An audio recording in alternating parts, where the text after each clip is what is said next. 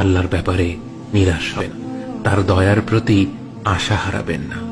যখন কোনো বান্দার জন্য দুনিয়া সংকীর্ণ হয়ে আসে, বিশেষ করে যখন আপনাকে মানুষ পরিত্যাগ করে, এবং বিশেষ করে এমন কেউ যার উপর আপনি আস্থা রাখতেন কিন্তু সে আপনাকে নিরাশ করেছে, আপনি আল্লাহর পরে তার উপরে আশা রাখতেন অথচ সে আপনাকে লাঞ্ছিত করেছে, সেই সময় জেনে রাখবেন যে আল্লাহ চাচ্ছেন আপনি তার শরণাপন্ন হন।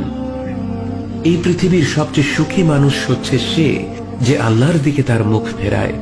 এই পৃথিবীর সবচেয়ে সুখী মানুষ সে যে আল্লাহর কাছে তার হৃদয় সমর্পণ করে।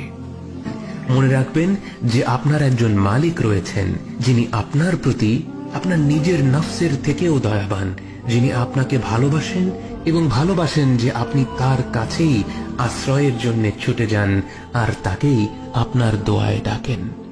জেনে রাখবেন যে একমাত্র আল্লাহর প্রতি দৃঢ় বিশ্বাসী আপনার জীবনের সংকীর্ণতা দূর করে প্রাচুর্য এনে দিতে পারে, অন্ধকার দূর করে আবার আলোকিত করে দিতে পারে। আপনি জেনে রাখবেন যে আল্লাহ আপনার প্রতি আপনার নিজের থেকেও বেশি দয়াবান। একমাত্র এই বিশ্বাসটাই আপনার সকল দুশ্চিন্তা ও বিষণ্ণতা মুছে দেবে। কে আছে এমন যে আল্লাহর দরজায় দাঁড়িয়েছে কিন্তু আল্লাহ তাকে তাড়িয়ে দিয়েছে? তিনি তো সবচাইতে উদার, মহা দয়ালু, মায়ার সাগর।